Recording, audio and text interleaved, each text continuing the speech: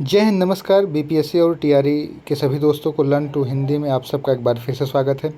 जैसा कि आप सबको पता है कि हम देख रहे हैं जो भी इम्पॉर्टेंट एग्ज़ाम में पूछे जाने वाले पॉइंट हैं उनको उसी सीरीज़ में हम देख चुके हैं अब तक।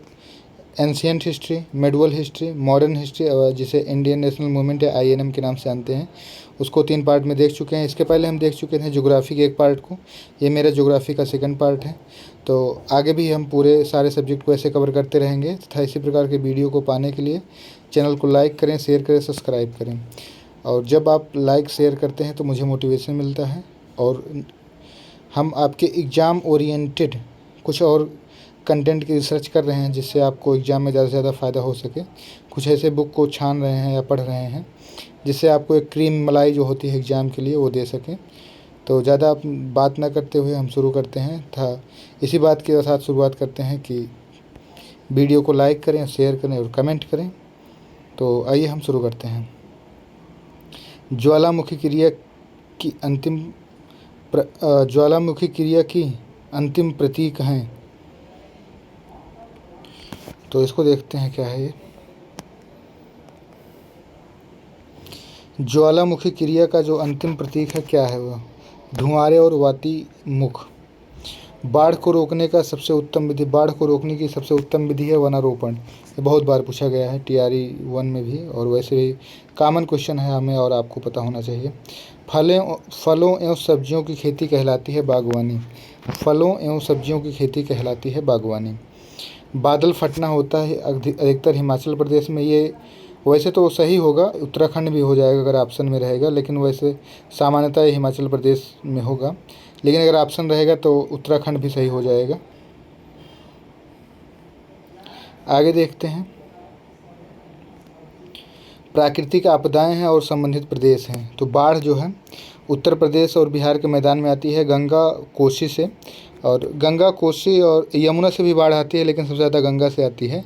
घाघरा से भी इधर अयोध्या के क्षेत्र में बाढ़ आती है। भूकंप जो है हिमालय के गिरिपादी क्षेत्र में। सूखा जो है मध्य पूर्वी भारत में। चक्रवात जो है झारखंड तथा उत्तरी उड़ीसा में मुख्य रूप से आते हैं या प्रदेश उसके हैं। गंगा का मैदान जो है जलोढ़ मिट्टी से हरा भरा है, जलोढ़ मिट्टी से भरा है। गंगा का मैदान जलोढ़ मिट्टी से भरा है। मृदा का पालबार करना संबंधित है। मृदा का पालबार करना संबंधित है। खरपतवार के बढ़ने से रोकने से मृदा की उर्वरता एवं स्वास्थ्य की बढ़ोतरी, मृदा की नमी को बनाए रखने से इसका जो संबंध है उसी से है। नेक्स्ट क्वेश्चन देखते हैं काली मिट्टी पाई जाती है कर्नाटक और गुजरात में। ऑप्शन के हिसाब से कर्नाटक और गुजरात हो जाएगा। और आप देखेंगे जो प्राचीन जलोढ़ मिट्टियों का क्षेत्र बाड़िंद मैदान स्थित है। प्राचीन जलोढ़ मिट्टियों का क्षेत्र बाड़िंद का मैदान स्थित है कोसी महानंदा तथा संकोस नदी के मध्य। बहुत इंपॉर्टेंट क्वेश्चन होगा। प्राचीन जलोढ़ मिट्टियों का क्षेत्र बाड़िंद का मैदान कोसी महानंदा तथा संकोस नदी के मध्य है। भारत के महाराष्ट्र राज्य में काली मिट्टी बृहद क्षेत्र में पाई जाती है। अभी ऊपर देखिए, काली मिट्टी पाई जाती है कर्नाटक और गुजरात में। भारत के महाराष्ट्र राज्य में काली मिट्टी बृहद क्षेत्र में पाई जाती है। गन्ना उत्पादन इसी में होता है खास करके। तो आप ऑप्शन के ऊपर देखेंगे, ये ऑप्शन वाला जो पूरा आपका क्वेश्चन बनता है उसी में से निकाला गया डायरेक्ट आंसर। क्वेश्चन और आंसर को ऑप्शन नहीं दिए गए हैं, तो इसको आप ध्यान में रखेंगे। ऐसा ना हो कि आपसे काली मिट्टी पूछिए, आप कर्नाटक गुजरात खोजते रह जाएं। जैसे कि एक कॉमन क्वेश्चन है आप लोग के लिए, नमक के उत्पादन में द्वितीय स्थान राजस्थान का है, लेकिन कॉमन सेंस से क्वेश्चन सही नहीं होता है कि राजस्थान में कोई समुद्र नहीं है, लेकिन वहाँ के सांभर लेक से जो भूमिगत जल है उसके माध्यम से नमक बनाया जाता है। तो ऐसे कुछ फैक्ट होते हैं जो अलग तरीके से होते हैं। करेवा मृतिका को जाफरान या केसर की एक स्थानीय प्रकार के उत्पादन के लिए उपयोगी पाई जाती है। करेवा मृतिका को जाफरान या केसर का एक स्थानीय प्रकार के उत्पादन के लिए उपयोगी पाई जाती है कश्मीर के जलोढ़ में। नदियों द्वारा निर्मित मिट्टी होती है जलोढ़ मिट्टी। दुम्मट लोम मिट्टी का मिलता है बालू, चिकना और पांसु कण। दुम्मट या लोम मिट्टी में मिट्टी का बालू, चिकना व पांसु कण मिलता है। पौधों को सबसे अधिक पानी मिलता है चिकनी मिट्टी में। कोशिका कैपिलरीज, जिसे कैपिलरीज सबसे अधिक प्रभावशाली होती है चिकनी मिट्टी में। कोशिका या कैपिलरीज सबसे अधिक प्रभावशाली होती है चिकनी मिट्टी में। रेगुर मिट्टी सबसे ज़्यादा होती है महाराष्ट्र में। अभी आप देख लें, रेगुर मिट्टी सबसे ज़्यादा होती है राजस्थान में और महाराष्ट्र में।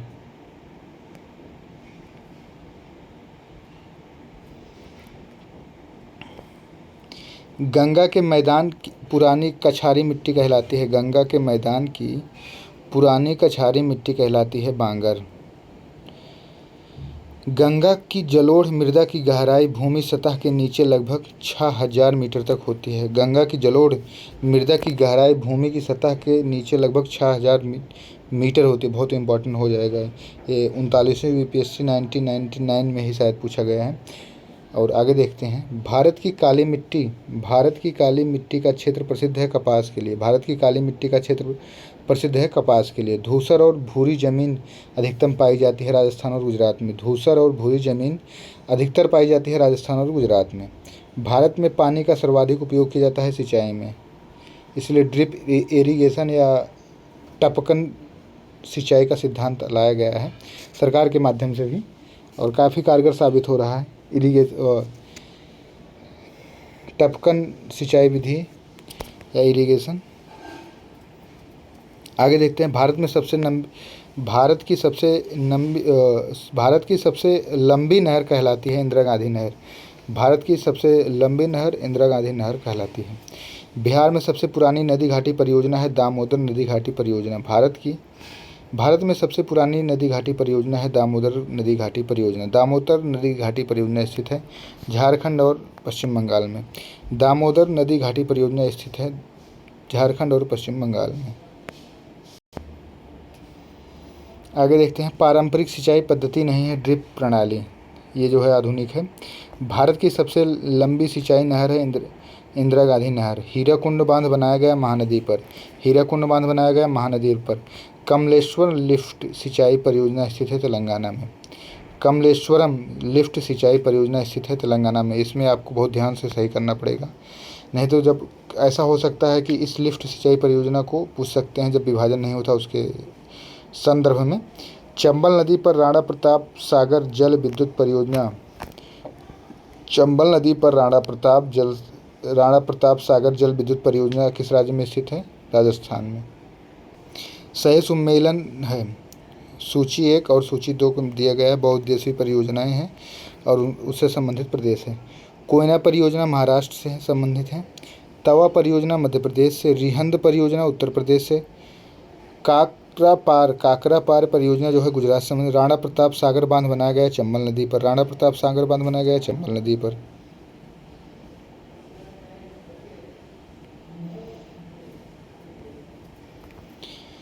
भाखड़ा नागल बांध बनाया गया सतलज पर। हीराकुंड बांध बनाया गया महानदी पर। नागार्जुन सागर बांध कृष्णा नदी पर। भाखड़ा नागल बांध बनाया गया सतलज नदी पर।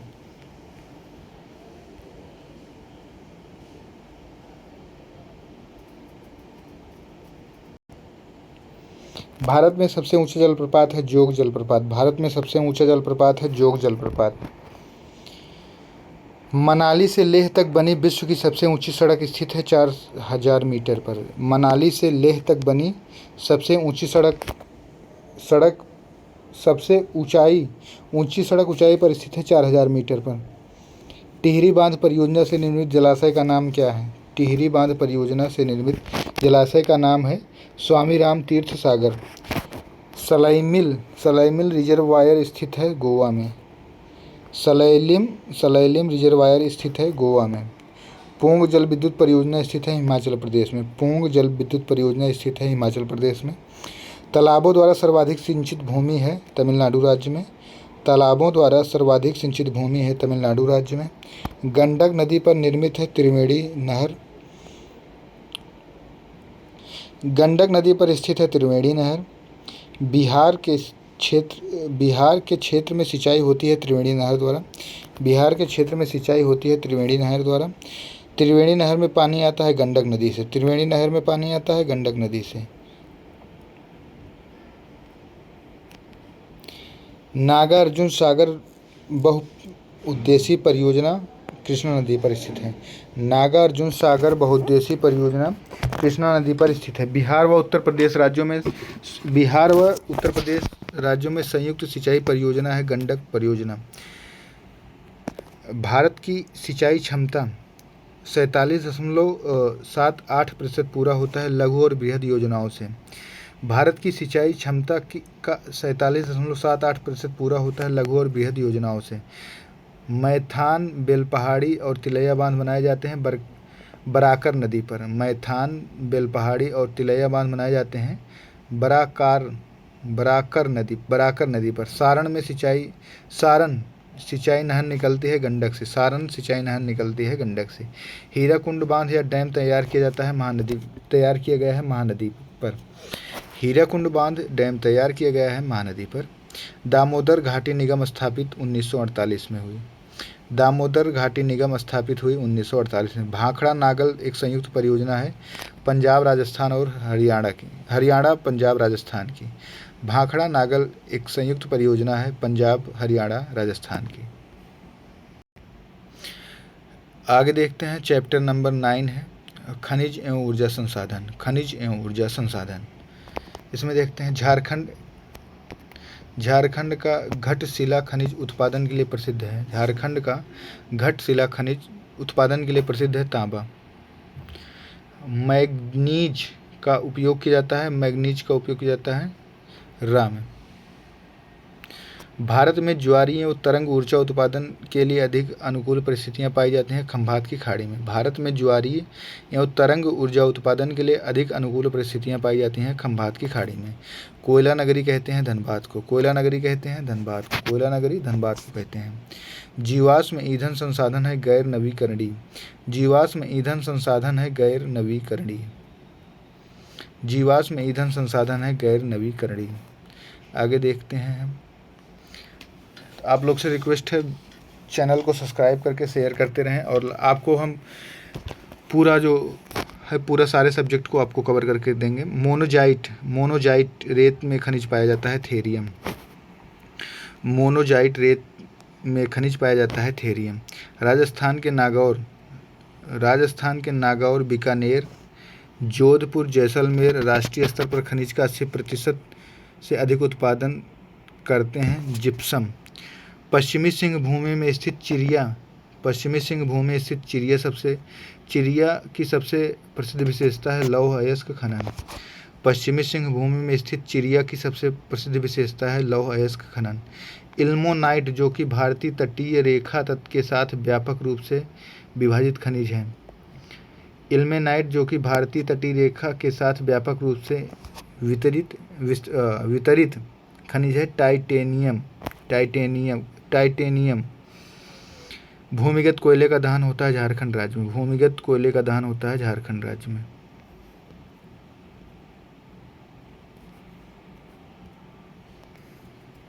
एल्युमिनियम का सबसे महत्वपूर्ण अयस्क है एल्यूमिनियम का सबसे महत्वपूर्ण अयस्क बॉक्साइट है।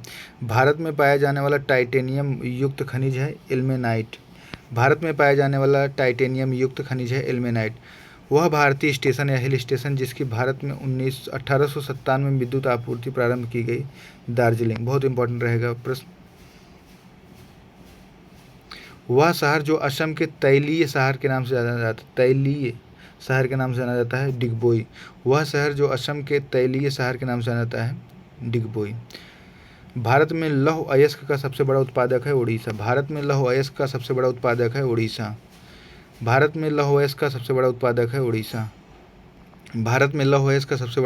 उड़ीसा। आगे देखते हैं नेक्स्ट क्वेश्चन। भारत में तांबे का सबसे बड़ा उत्पादक है मध्य प्रदेश। ये बहुत इंपॉर्टेंट रहेगा, आप इसको देखे रहेंगे, याद कर लें। ये अब टीआरई में ही पूछे जाएंगे क्योंकि बीपीएससी री एग्जाम में 6वीं में पूछा गया है।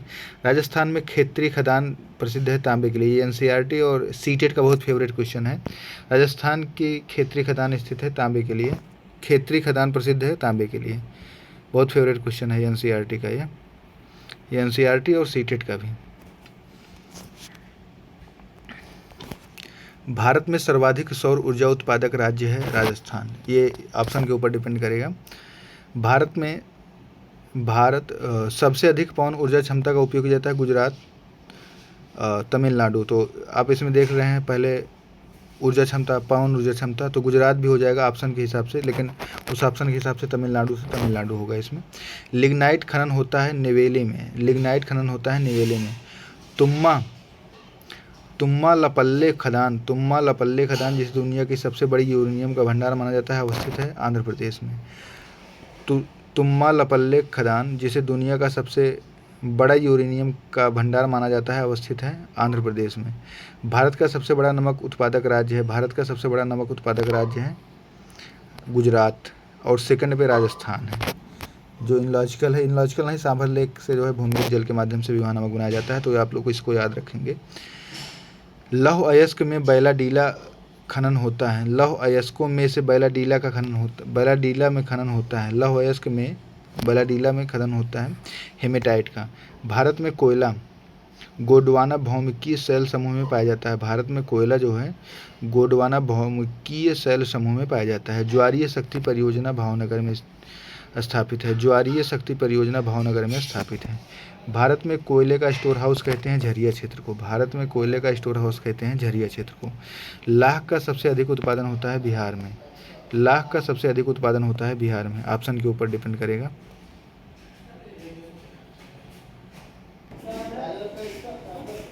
रानीगंज जाना जाता है कोयला निक्षेप के लिए, पन्ना हीरे की खान अवस्थित है, पन्ना जो है हीरे की खान है, अवस्थित है मध्य प्रदेश में। भारत का सबसे अधिक पेट्रोलियम उत्पादक क्षेत्र है मुंबई हाई। बैलाडीला खान छत्तीसगढ़ में स्थित है। वह नदी बेसिन जिसमें अधिक खनिज पाए जाते हैं दामोदर। कैमूर पठार प्रसिद्ध है चूना पत्थर के लिए। भारत के कुल विद्युत उत्पादन में जल विद्युत का योगदान है 12%, बहुत इंपॉर्टेंट रहेगा। भारत की कुल विद्युत उत्पादन में जल विद्युत का योगदान रहेगा 12%। भारत में सबसे पुराना तेल भंडार है डिगबोई असम में, झारखंड में कोयला की खानें स्थित है झरिया में,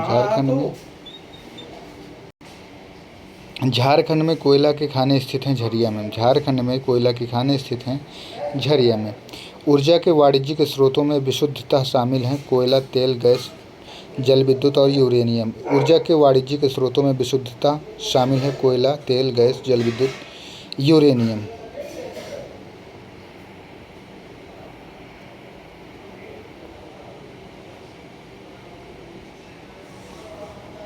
भारत में सर्वाधिक तेल संकट हुआ 1970 से 1980 के दौरान। सर्वप्रथम तेल संकट हुआ है 1970 और 80 के दौरान। भारत के वाणिज्यिक ऊर्जा की आपूर्ति जो है 67% कोयले से होती है। भारत में जो ऊर्जा की आपूर्ति है 67% आपूर्ति जो है कोयले से होती है। भारत का वह राज्य जो सर्वाधिक अभ्रक का उत्पादन करता है आंध्र प्रदेश राजस्थान। झारखंड का लौह अयस्क उत्पादन में सर्वाधिक महत्वपूर्ण जिला है सिंहभूमि। कोरबा कोयला क्षेत्र अवस्थित है छत्तीसगढ़ में। भारत में पहला पनबिजली हाइड्रो पावर स्टेशन शक्ति केंद्र स्थापित हुआ शिवसमुद्रम, बहुत इंपॉर्टेंट रहेगा। भारत में पहला पनबिजली हाइड्रो पावर स्टेशन शक्ति केंद्र आरंभ हुआ था शिवसमुद्रम में। वह स्रोत जिससे भारतवर्ष में सबसे अधिक विद्युत प्राप्त होता